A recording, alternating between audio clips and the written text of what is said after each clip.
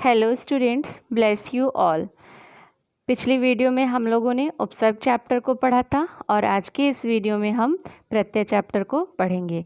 प्रत्यय chapter थोड़ा बड़ा है तो इसलिए इसको हम 2 पार्ट में पढ़ेंगे और आज के इस वीडियो में हम प्रत्यय तथा उसके कृत प्रत्यय के प्रकारों के बारे में पढ़ेंगे। ठीक है स्टूडेंट्स? ओके स्टूडेंट्स, तो स्टार्ट करते हैं हमारी आज की क्लास। परिभाषा सबसे पहले देखेंगे। ऐसे शब्दांश जो किसी शब्द के अंत में लगकर उसके अर्थ में परिवर्तन ला देते हैं प्रत्यय कहलाते हैं।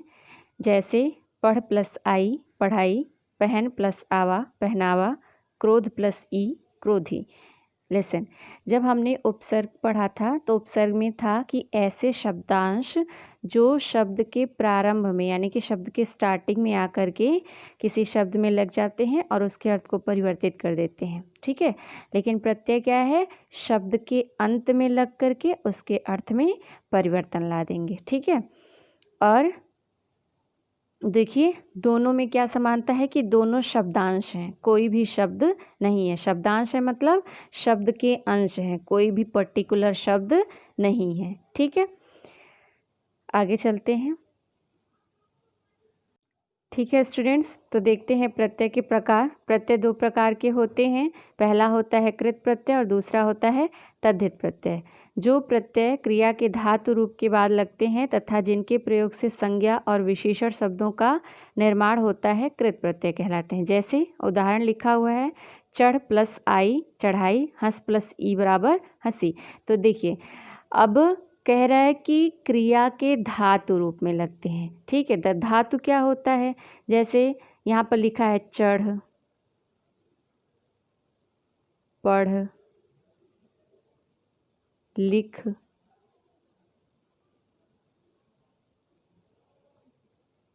यहाँ पे लिख देते हैं चल।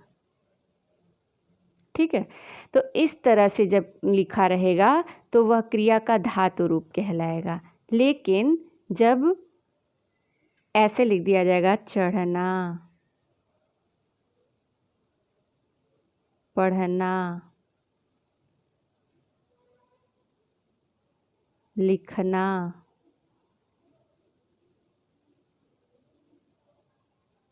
तो इस तरह से जब लिखा जाएगा तो वह हो जाएगा क्रिया। ठीक है, यानी कि जब धातु में ना लग जाएगा तो वह क्रिया हो जाएगा और जब ना नहीं रहेगा तो वह धातु हो जाएगा। यानी कि जो क्रिया का मूल रूप होता है, क्रिया का जो वास्तविक रूप होता है उसे हम धातु कहते हैं। ठीक है, यानी कि क्रिया की उत्पत्ति किससे हुई है? धातु से हुई है। ठीक है, आगे बढ़ते हैं।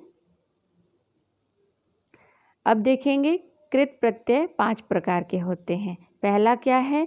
कर्तृवाचक प्रत्यय, कर्तृवाचक कृत प्रत्यय। यहाँ पर हम लिख लेंगे कर्तृवाचक कृत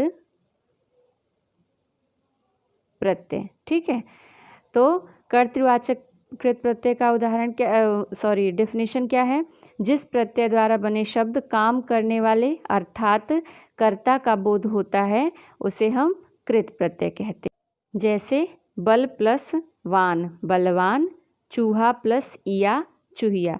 कह रहा है कि जिस प्रत्यय द्वारा बने शब्द काम करने वाले अर्थात कर्ता का बोध करवाते हैं। तो देखिए वान जो है बल मूल शब्द है, वान क्या है? प्रत्यय है।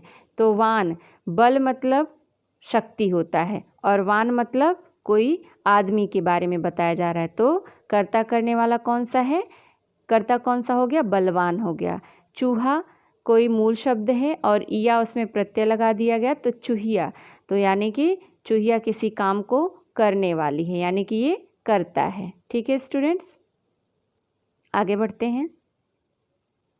कर्मवाचक कृत प्रत्यय, जिस प्रत्यय द्वारा बने शब्द से कर्म का बोध होता है उसे कर्मवाचक कृत प्रत्यय कहा जाता है। जैसे ओढ़ प्लस नी ओढ़नी, बिछ प्लस औना बिछौना।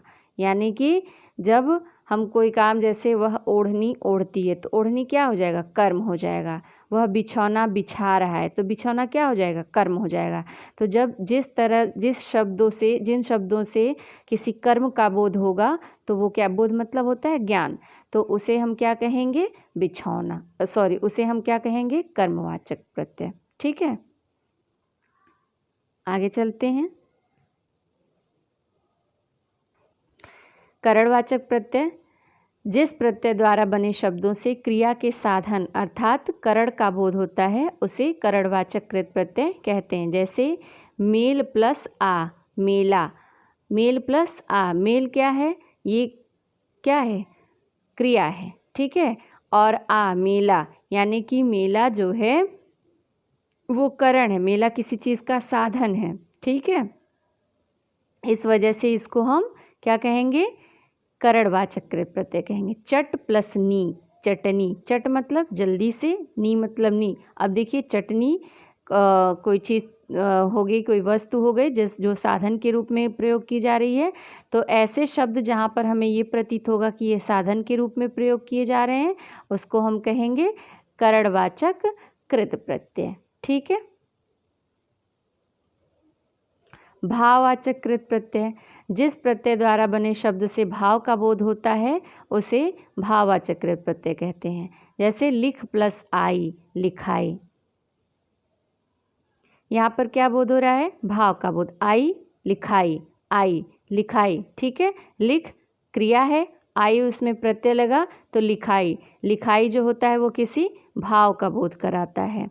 रट प्लस अंत, रटंत। रटंत भी किसी भाव का बोध कराता है। ठीक है स्टूडेंट्स, आगे बढ़ते हैं।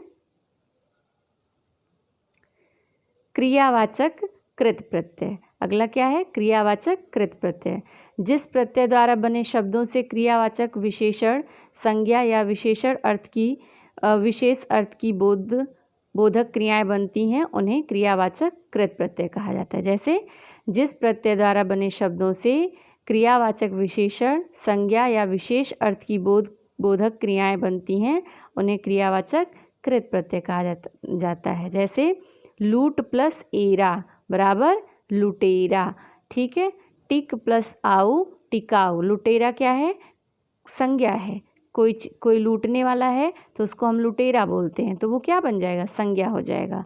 टिक प्लस आऊ, टिकाऊ। खेल प्लस ता, खेलता। यहाँ पर खेलता क्या है? क्रिया है।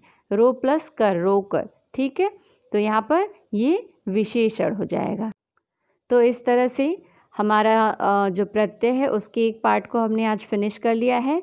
नेक्स्ट वीडियो में हम उसके सेकंड पार्ट को पढ़ेंगे और इस चैप्टर को कंप्लीट कर लेंगे। ठीक है स्टूडेंट्स, आई जस्ट होप कि आपको समझ में आ गया होगा। फिर भी अगर आपको नहीं समझ में आया होगा तो आप मुझसे कमेंट करके पूछ सकते हैं। Okay students, now have a good day.